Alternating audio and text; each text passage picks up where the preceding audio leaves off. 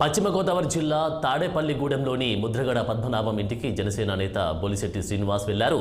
ఈ నేపథ్యంలో జనసేనలోకి రావాలని ముద్రగడను ఆహ్వానించినట్టు తెలుస్తోంది. మరో 2 రోజుల్లో జనసేన ముఖ్య నేత నాదెండ్ల మనోహర్ ముద్రగడను కలవనున్నట్లు గుసగుసలు వినిపిస్తున్నాయి. ఈ అంశానికి సంబంధించి మరింత తాజా అప్డేట్స్ మా ప్రతినిధి దుర్హాని లైవ్లో అందిస్తారు. దుర్హాని, చెప్పండి, ఈ యొక్క మీటింగ్కు సంబంధించినటువంటి అప్డేట్స్ ఏంటి? ముద్రగడకు ఆహ్వానం పంపినటువంటి కలిసేటువంటి ఈ నేపథ్యంలో అక్కడ ఉన్నటువంటి రాజకీయ పరిణామాలు ఎలా ఉండబోతున్నాయంట? Good morning. ప్రస్తుతం అయితే కనుక ఉమ్మడి తూర్పుగోదావరి జిల్లా గతంలో ఉండేది. ఇప్పుడు కాకినాడ జిల్లాలో ముద్రగడ పద్మనాభం రాజకీయం మాత్రం ఊపందుకుందని చెప్పాలి. ఎందుకంటే ప్రస్తుతానికి అయితే కనుక వైసీపీలో కొనసాగుతారు ముద్రగడ పద్మనాభం అనే ముందు నుంచి ఉండేది. కానీ తీరా చూస్తే కనుక ఆయనకి కలిసే అవకాశం ఇవ్వలేదని అలక వహించడంతో ఈలోపు జనవరి 4వ తేదీన పవన్ కళ్యాణ్ ఒక బహిరంగ లేఖ రాశారు, కాపులంతా తాటిపై రావాలని.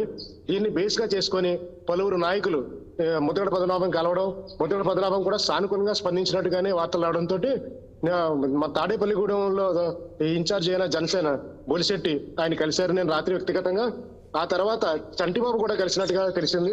అంటే జగ్గంపేట ఎమ్మెల్యే ప్రస్తుతానికి జనసేన తరఫున మాట్లాడి సానుకూల సంకేతాలు వచ్చిన తర్వాత నాదెండ్ల మనోహర్ మరో 2 రోజుల్లో కలుస్తారని తెలుస్తుంది. ఈలోగా ఈరోజు జ్యోతుల్ నెహ్రూ మాత్రం తన నియోజకవర్గంలో ఓటర్ కాబట్టి తను కలవడానికి వెళ్తున్నానని చెప్పేసి రాజకీయాన్ని రసకందాలను తీసుకొచ్చారు. ప్రస్తుతం అయితే కనుక తెలుగుదేశం జనసేన పొత్తులో కాపులకు న్యాయం జరుగుతుందని, కాపులకు న్యాయం చేసే పార్టీ వైసీపీ కాదని ముద్రగడ నచ్చజెప్పే ప్రయత్నం చేస్తున్నారు. అయితే ముద్రగడ పద్మనాభం మాత్రం తనకు కొన్ని కండిషన్లు ఉన్నట్టుగా చెప్తున్నట్టుగా తెలుస్తుంది. అయితే బహిరంగంగా విషయం బయట రాకపోయినా తన కుమారునికి టికెట్ ఇవ్వాలని ఆశిస్తున్నారు. అయితే ఏ నియోజకవర్గం అన్నది ప్రస్తుతానికి బయట రాలేదు.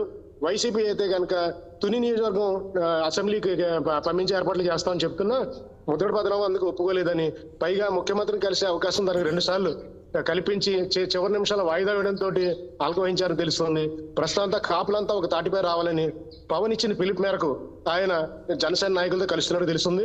మరో 2 రోజుల్లో ప్రస్తుతం అయితే జ్యోతుల్ నెహ్రూతో సమావేశం ఇంకా నడుస్తూనే ఉంది, చర్చలు జరుగుతున్నాయి. వారు బయటకు వచ్చిన తర్వాత నాదెండ్ల మనోహర్ కూడా వచ్చే అవకాశం ఉందని స్పష్టంగా తెలుస్తుంది. ఓకే దుర్హాని, మరి కాపు రిజర్వేషన్ల కోసం పోరాటం చేస్తున్న మరి ముద్రగడకు సంబంధించి ప్రధాన పార్టీల నాయకులైతే, రాజకీయ నాయకులైతే ఆయన వైపు చూస్తున్నటువంటి సందర్భం చూస్తున్నారు. మరి ఈ నేపథ్యంలో మరి ఎవరి వైపు ఆయన మొగ్గు చూపే అవకాశం కనిపిస్తుందంటారు? కాపుల్లో ఒక బలమైన నాయకుడిగా మాత్రం ముద్రగడ పద్మనాభం పేరుంది. తుని సంఘటనలో కూడా వేలాది కాపులు ముద్రగడ నడిచారు. అయితే రాజకీయాలు వచ్చేసరికి ఈయన మొదటి నుంచి తెలుగుదేశం చంద్రబాబు నాయుడు అంటే పడని ధోరణిలోనే వ్యవహరిస్తున్నారు. ఆ క్రమంలో వైసీపీకి బాగానే దగ్గరయ్యారు. వైఎస్ఆర్ కాంగ్రెస్ పార్టీ కూడా ముద్రగడని నెత్తిపై పెట్టుకుని చూసుకుంది. అయితే ఎన్నికలు సమీపించిన వేళ వాళ్ళు వచ్చిన అంచనాలు కానీ లెక్కల ప్రకారం కానీ ఆయన సీటు ఇవ్వలేని పక్షంలో అదే విషయాన్ని నేను స్పష్టం చేయకపోవడం, నాన్చుడి ద్వారా అవలంబిస్తుండడంతో టెన్షన్ పెరిగి ఆయన ఎటు కాలు మోపాలో తెలియలేదు.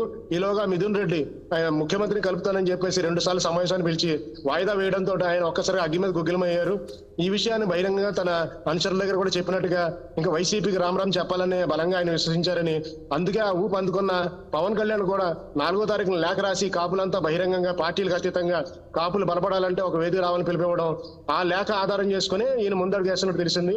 అయితే ప్రస్తుతం కనుక నేరుగా తెలుగుదేశం లేకపోయినా జనసేన ద్వారా రంగంలోకి వచ్చేందుకు ముద్రగడ పావులు సిద్ధం చేసుకున్నట్టు తెలుస్తుంది.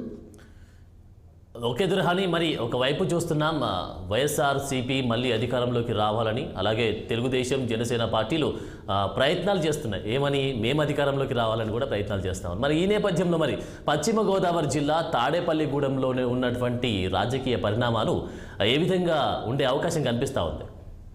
ప్రస్తుతం ముద్రగడ నివాసం అయితే కాకినాడ జిల్లాలో ఉంది. దీని మీద ఈ రాజకీయాల పరంగా చూసుకుంటే గనక ముద్రగడ పద్మనాభాన్ని ముందు వైఎస్ఆర్ కాంగ్రెస్ వినియోగించుకోవాలని చూసింది. మారిన నేపథ్యంలో అంటే వైఎస్ఆర్ కాంగ్రెస్ కి అందిన అంచనాల ప్రకారం అయితే ముద్రగడ పద్మనాభం రాజకీయంగా పెద్ద చైతన్యంగా లేరు అని వాళ్ళు ఒక అంచనాకు వచ్చి ఆయన దూరం పెట్టారని వైఎస్ఆర్ కాంగ్రెస్ నుండి వినిపిస్తున్నమాట. అయితే కనుక కాపుల్లో ఆయన ఒక చైతన్యం రగిలించారు. కాపులు మాత్రం ఒక సంఘటితంగా తీసుకురాగలరని మాత్రం జనసేన బాగా నమ్ముతున్నబట్టే ఆ విధంగా పావులు కదుపుతుంది. ముద్రగడ కూడా తను నమ్ముతున్న పార్టీ వంక అడుగులేయాలని ముద్రగడ యోచిస్తున్నట్టు తెలుస్తుంది. ఈ రోజు మాక్సిమం ఒక అంచనా వచ్చే అవకాశం ఉంది. జ్యోతుల్ నెహ్రూ బయటకు వచ్చిన తర్వాత జ్యోతుల్ నెహ్రూతో మాత్రం స్పష్టంగా ఆయన చెప్తున్నట్టుగా తెలుస్తుంది తెలుగుదేశంలో తాను ఎమ్మడలేనని. అయితే జనసేన ద్వారా ఈ రాజకీయాల్లో అడుగు పెట్టాలని తమను అభిమానంగా చూసుకుంటామని జ్యోతుల్ నెహ్రూ పదే చెప్తున్నారు.